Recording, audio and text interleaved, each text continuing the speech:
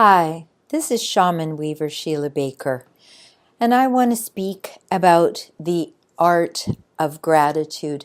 Have you actually thought of giving thanks as an art form? Sometimes people talk about an attitude of gratitude, and they may even say it in a kind of flip and quick, funny way. But in actuality, there is an art form to giving thanks. And in some countries, such as Canada and the US, there are specific days that are set aside for that. And these particular times signify people coming together. So there's something about giving thanks that is compelling. People want to come together to do that.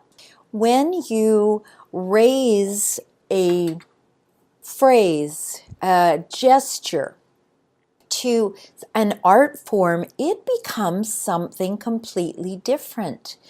When we ask for help, when we say, "Can you help me?" And even better, "Please."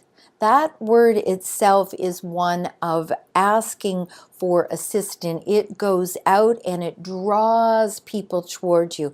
"Please, can you help me with something?" One of the very beautiful characteristics of being human is that we love to be needed. And so when someone says to you, "Please, can you?" then that part of us that goes, "Oh, someone wants me," because it all gets caught up together. When someone needs us, that means they want us, which means that we must be capable, we must be worthwhile, and we must be lovable because they're asking for us. So that little phrase, "Please, can you?" is one that will most often allow that person to step up and be a resource for you. No matter if it's whether picking up something off the floor or reaching something from a shelf that you can't get by yourself. And then the reciprocity of that desire to be helpful, to be wanted, to be loved, to be capable, which is all tied up in the art of asking. And then the reciprocity of that is the art of giving thanks, the art of gratitude. And the attitude of gratitude is giving thanks for everything. You can wake up in the morning and give thanks for your life. You can give thanks for your breath. To have an inspiration is to be divinely breathed into. And so here's divinity. You wake up, you take your first awake conscious breath. You breathe in, inspired by divinity. You exhale, allowing that which no longer serves you to be put back into the universe, back into the environment where someone else, the trees, the plants, nature, picks that up from you. So you're being helpful, you're being capable, you're being worthwhile, and you're being lovable, giving this back to nature, who then takes that discarded resource that you have, turns it into something useful for you, more oxygen, and there's a reciprocity there. So this act of gratitude, the art of gratitude, just being aware that you're in flow just by breathing. You don't need to do anything more than that. You don't need to go out and ask the tree, "Can you help me? Will you pop a little oxygen into the air for me and I'll breathe it in and I'll exhale something useful for you." But there's an innate, inherent, undeniable balance there. You receive something and you give something back. This is the art of gratitude, where you receive something and you energetically give back a thank you. So think about the number of ways that you can do this. Someone opens the door for you, you say thank you. You turn around and we call it paying it forward, but you turn around and do the same for someone else. Have you ever experienced being in a line for coffee and the person in front of you pays for you and is out the door before you even know that it happened? But that little gesture of, $3, $4, $5 makes a big imprint on you. And then your possibility is to do the same for the person in the line next to you. It's not necessary, but it can happen. So here you've received something. You didn't even ask. You didn't even have to use your please, but you received something. Your gratitude gets to turn around and provide something for someone else that they can be grateful for. So this very simple example that I've just used, the one of somebody pays for your coffee, you have the ability to turn around and do that for someone else. Think about how that ripples out into the world. Take, for example, merging onto the freeway. It's a lot like a zipper. However, we don't think about it like that. And so, when you just back off the accelerator just the tiniest bit, and someone gets in front of you, and then the next person after you, things flow really well. And if you give gratitude for the flow and it moving really well, then what you notice is that you have more energy. You have more life force. You're not being depleted by whatever the opposite of gratitude is. Let's say it's grouchy, just for fun. So you're not grouchy about this person coming in. You've actually allowed spaciousness. And in gratitude, there's a lot of spaciousness. There's the ability to receive and to give again.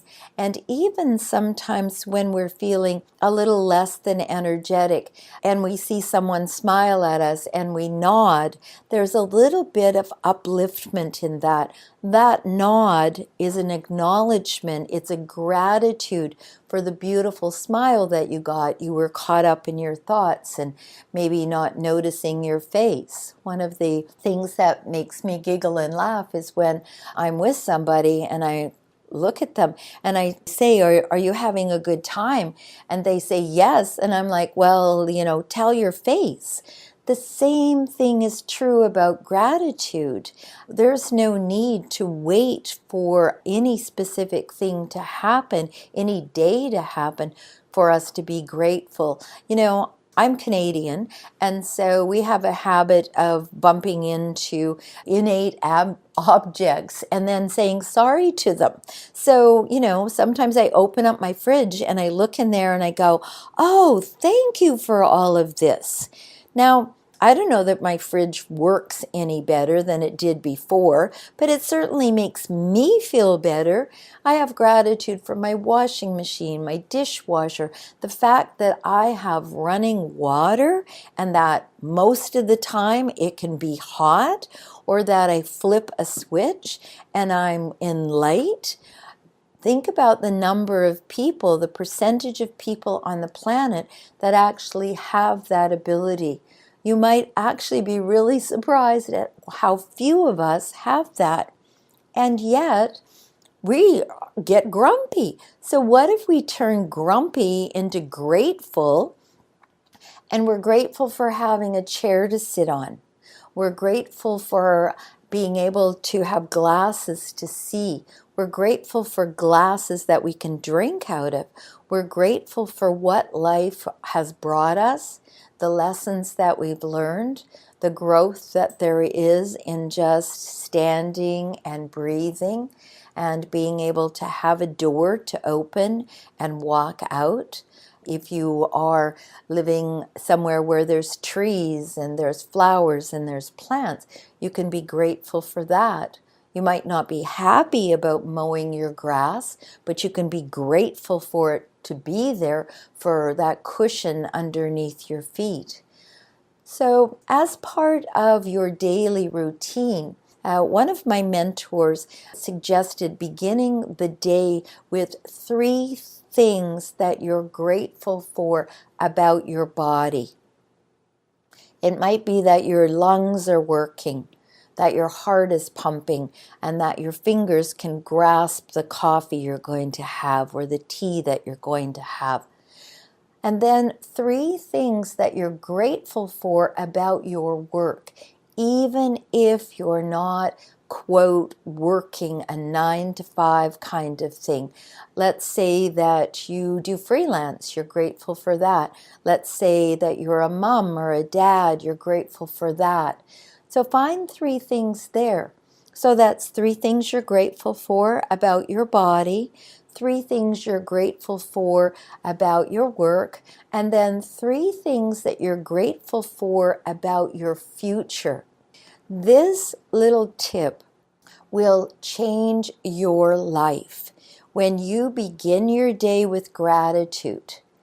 And you go through the day being thankful for a coffee, thankful for your water, thankful for your lunch, thankful for the vehicle, whether it's the bus, the train, the plane, that gets you from where you are to where you need and want to be. When we live in this way, there's a certain energy that actually feels like buoyancy. And so when we're in gratitude, it's very difficult to be grouchy. So just play with that. See if that's actually a truism for you, that when I'm grateful, I'm less grouchy. And that can be your mantra. So now, just in closing, think of 3 things that you're grateful for, regardless of what they are. They could be your teeth, they could be your fingernails, they can be your dog or a beloved. And take those 3 things that you're grateful for, think about those and have those be your go-to when things are not exactly as you might want them. Maybe too much has been heaped on your plate and you're not sure how you're going to accomplish that. Or something has gone missing, or you've lost someone somehow. Those 3 go-to things that you have that you're grateful for, that you're going to acknowledge right here and now as we're coming to a closure, those are going to be what gets you through. When you think that there's nothing to be grateful for, there's no reason to lift your head up, there's no reason to look around at the beauty around you or even the beauty within. So find 3 things that you're grateful for. Most likely, these 3 things will make you smile. They will generate a feeling inside of you. Gratitude is a feeling. And so anchor that feeling. I'm going to give you one more tip.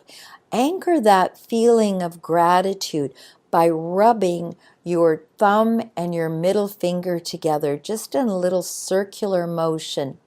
So whatever gratitude feels like to you, anchor this in your body just by circular motion of your thumb and your middle finger. Then let's say you're in the middle of a business meeting and it's not going the way that you might like it to go, or a middle of anything that's not going like you want it to go. And you just begin to rub these 2 fingers together. This kinesthetic feeling in your body will be one of gratitude. As that is so, it is also so that it radiates through your entire body. It shifts your cells. And so the mere act of rubbing the fingers together on a cellular level revises, revamps, renews your energy, and you begin to see things in a brand new perspective. So hopefully these just few little tips are helpful to you. And if I can be helpful to you in any way, soul retrieval, Akashic records, shamanic tarot, some counseling, or just spreading the love, contact me. This is Shaman Weaver Sheila Baker at shamanweaver.com. Blessings.